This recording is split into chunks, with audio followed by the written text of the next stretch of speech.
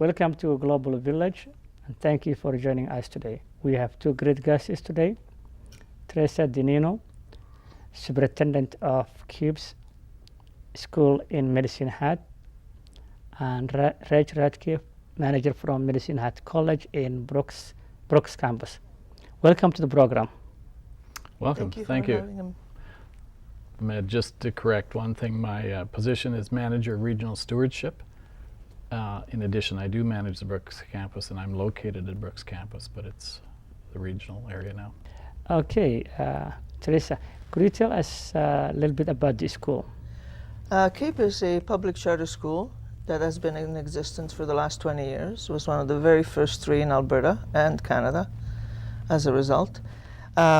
We have a charter that's currently 5 years in length. We're in our fourth year of our 5-year charter. We are a school that provides educational programs for students, any student that wishes to attend, that is based on a philosophy of teaching that is holistic and integrated, cross-disciplinary, but it also provides a very personalized education program for each student based on current best practices as we find in the research, as well as data gathered from extensive assessments. Wow. Oh, that's very good. Reg, could you tell us a little bit about the success stories of the Medicine Hat College Brooks campus? I know you had a graduation, I believe, or ceremony on last week. Yeah, we had our annual awards ceremony for the Brooks campus last week, and that highlighted some of the success stories that we see, some of the students that attend at the campus there. Good examples. We recognized the highest achieving welder from our welding program that from last year.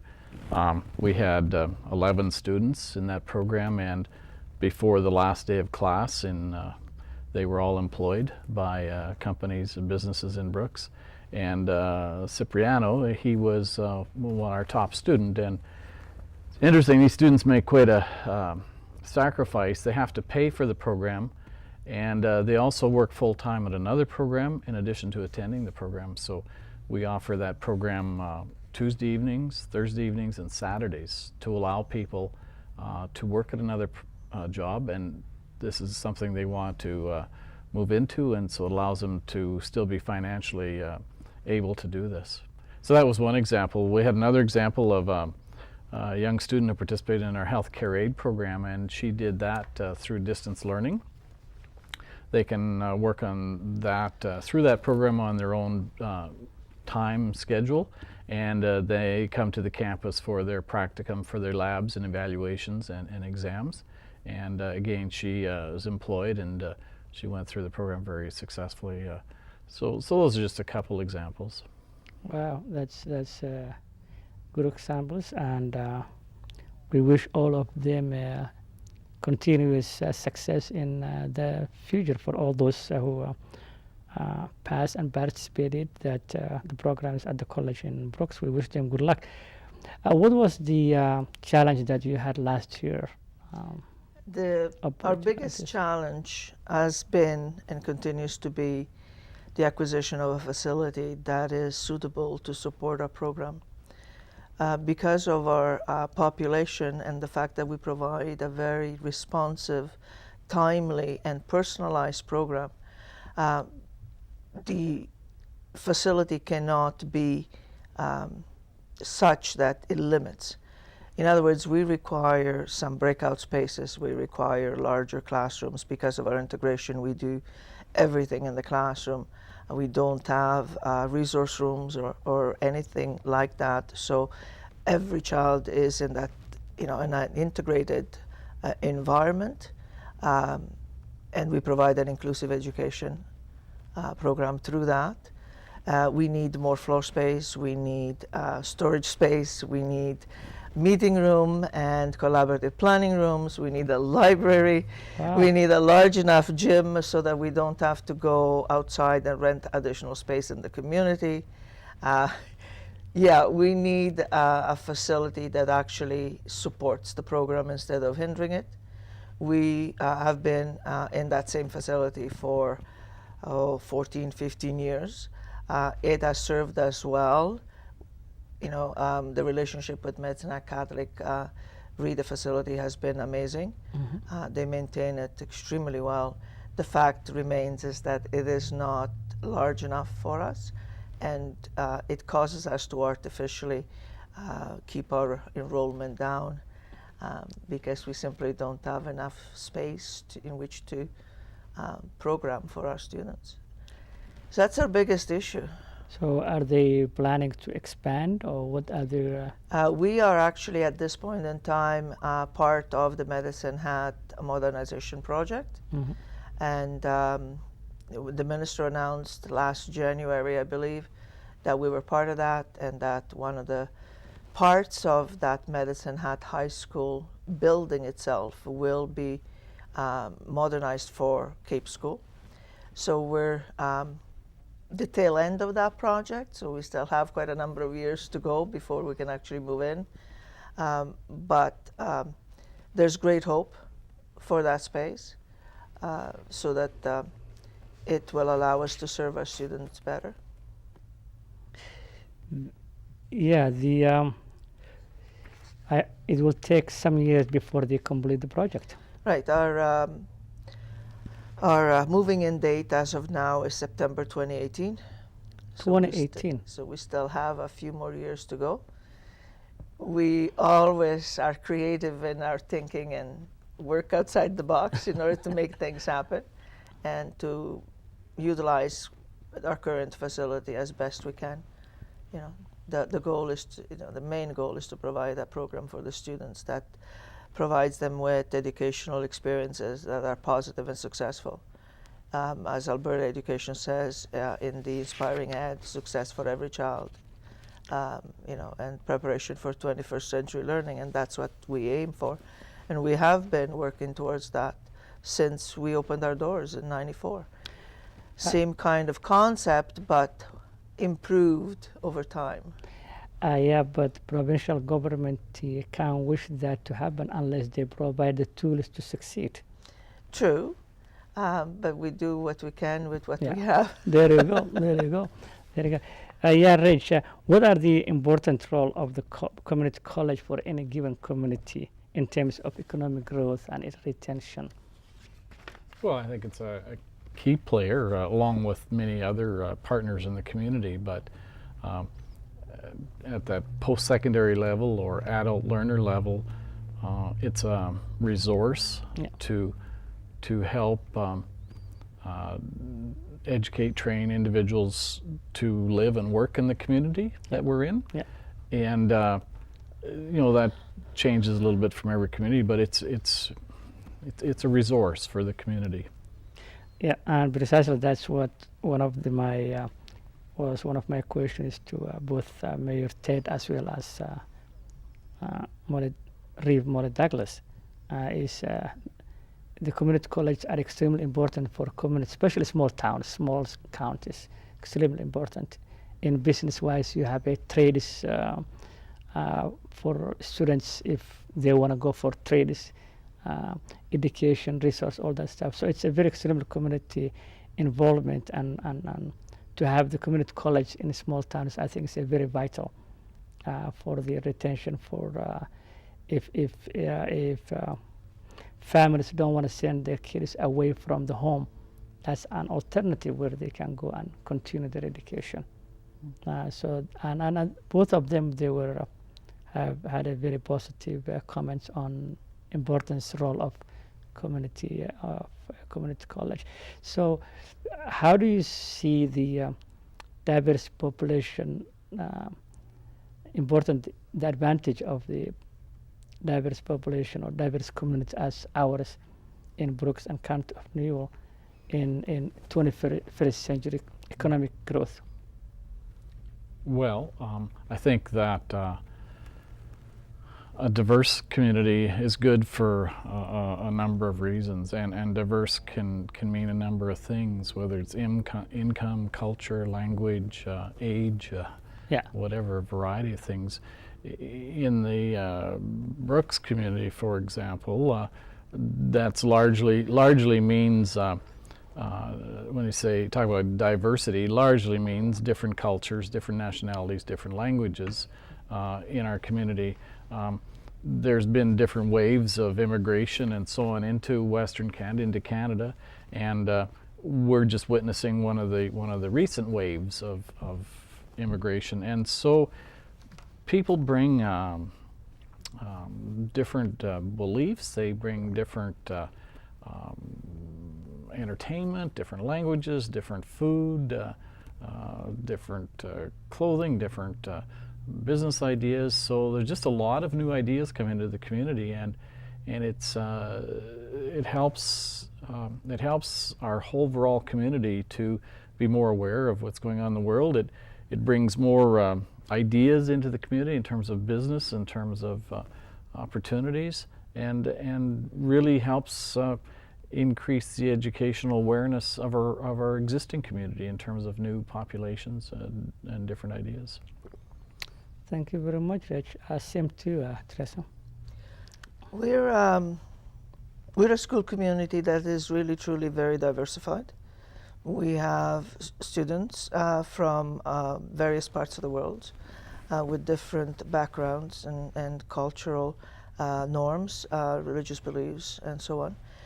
We strive very hard to be aware of all of those within the school and to be accepting and to solicit input from all of our stakeholders within the school in the decision-making process so that we can provide an environment in which every child can, as I said, experience success in the learning and move forward. Literally, that is based on the belief that every individual counts and every individual has the right to be considered and valued and respected, and whose opinion needs to be considered throughout the programming at the school, whether it be for educational programming as well as co-curricular instruction or things like Halloween and Christmas feast. Yeah. And we adapt so that everybody can be included. So for us, it's a very, very crucial component of our program and our philosophy and our beliefs, that inclusiveness and that global aspect. We aim to instill in our students an understanding and awareness of as many cultures as possible, and to expose our students to all sorts of possibilities, and to provide them with settings that supports that diversity so they can work together, they collaborate, they support each other, they help each other, they cheer for each other, and they feel and empathize for each other every single day. Yeah, that's a great. Thank you, Reg. When it comes to newcomers and diverse issue, people coming from, especially the new wave of immigrants coming, I think ESL is extremely important to many because English is not their native language. The college provides also ESL to the new Canadians, and now I believe Citizenship Canada comes up with a new vision of if you want to be going for citizenship, then you have to pass some sort of benchmark, I believe, from that. So you want to elaborate that a little bit? Well, yeah, it's in our still our primary language in our communities is English, Yeah. and that's a challenge for those people who whom English is not their first language. It may be a second, might be third or fourth language. Yeah. So to function and to live and be successful, English is important. We offer English language training at Medicine Hat College and both in Medicine Hat and at Brooks. Yeah. That is funded the program at Brooks is funded by Citizenship and Immigration Canada, and that provides free language training for new Canadians, not up until they become a Canadian citizenship. It doesn't include temporary foreign workers, but it does include anyone that is immigrated or moved into our community. That's a growing demand, and those people that are enrolling in those classes are very motivated to learn as adult learners, and often they are challenged with time and in their own lives and busy working schedule. So we try to offer that there. And for the citizenship test, yes, there's a new language proficiency test, and they have to meet and they have to pass a English language proficiency test and prove that they've passed that before they can take their Canadian citizenship test now.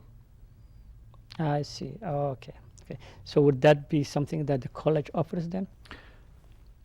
No, to do that English language test for citizenship is administered through a contract, and actually in Alberta anyhow, that contract is held by Paragon Testing, which is a subsidiary of University of British Columbia, and they administer that language test. In our area, it's in Calgary and Lethbridge right now, where you can write that language test. Oh, okay. The same, I think, Therese, I believe you are also an immigrant. Yes, I am. And first generation, I believe. First generation, yeah. There you go. So that's what we have in similarity. When you first arrived to Quebec, I believe on our last discussion last time, you were about 7 years, 8 years. So English was not your first language, I believe, at the time. No. I immigrated straight into Montreal. I was just about a teenager, almost one. Quite a difficult time. In those days, there were no such supporting systems as English language, second language, or any kind of supports. The supports that the new immigrants received was from people from the same area of the world. They would be taken in and shepherded through the whole process. So they would literally take the children into the school and introduce them to the process. And those that were working would take their new neighbors out into the workforce, and those that were at home would take out, show them the ropes about where to go shopping and all those kinds of things. Learning a second language was a very personal and individual endeavor. For some, it was faster because they were obviously younger and they would learn the language much faster. It was extremely challenging for those that came as adults. But I think in the end, necessity is the mother of invention, and we all get on with the businesses of learning so that we can actually work and function in the new environment. For me, it took me 2 years to become functional with English. It was my third language, it was not my second. And having another language besides my native Italian was incredibly helpful. I would have struggled a lot more had I not had that. So once the first language, a second language is learned, then the third and the fourth become a little easier. But I am incredibly pleased and enthusiastic about what is happening in English as a second language across the province, and I'm sure across Canada. A lot of effort and a lot of resources are being put forth to provide new people into the country and into the province with opportunities in this area, which will allow them to be productive citizens and integrate into the community. So that is amazing, and it's really, really good in juxtaposition to what happened, 50 years ago. Now I'm dating myself, but that indeed was 50 years ago. So that's fantastic. We have English as a second language students. Some of them are funded, some of them are not, but they get the opportunity to engage in the classroom and to learn. I have great admiration for people who learn or are fluent in another language or several languages. It's mental gymnastics. It's just great, and great admiration for people that can learn and speak another language, and we do our little part to help them learn English. But you do speak different languages, speak Canadian, American, British, and all that stuff. Yeah, sure. Yeah, and Australian. Yeah. I think one of the challenge also that Reg is here also is the kids who were born here from immigrant families. Some of them sometimes end up also going to ESL classes, though the kid was born here, and that's also one thing that we discussed. And you had Yeah. children who were born here. So how do you navigate that problem? Because that's what some of the newcomers have, that dilemma that their kids were born here, and yet they will go for ESL, and that's a very unusual, if I might say. I grew up with a whole generation of young people that actually were in that situation back then. And we still have them. We still have parents that are not English speakers and whose children are in public systems and therefore are English speakers. It does create a challenge. However, it is not a negative experience to have. It can be extremely positive, maintaining what's culture and language at home and integrating into their new environment, their new language and their new culture outside of the home. So anything that can be done to support that, I think, in my opinion, is very, very, very good. Losing a culture, including the language, can be very detrimental. It's severing that umbilical cord that can be very traumatic.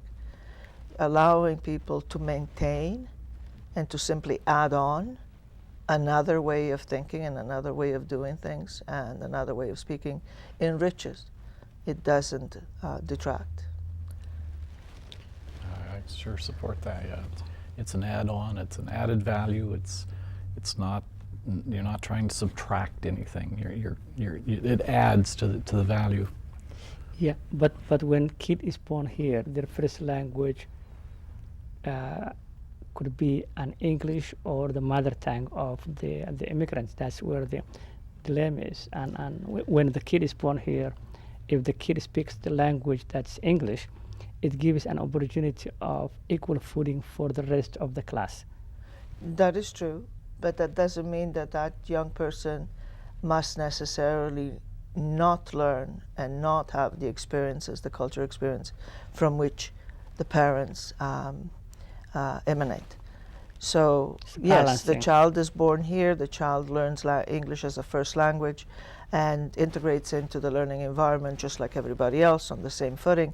But when that child goes home, mom and dad speak another language and they cook different foods and they dress differently and they dance through different music. That is, an incredibly positive experience, right? So there's also another group of students who are born here, but before they go to school, they speak the native language. So when they go to school, they're English language learners. Mm-hmm. Okay? Yeah. So what we need to do is provide the environment in which everybody can flourish, whether they are born elsewhere or whether they're born here within a different culture, whether they're speaking English or not, so that everybody has an opportunity. No, I fully agree. Yes, Raj. It's I do understand that, and that's just a challenge that we have to deal with and provide resources in our community.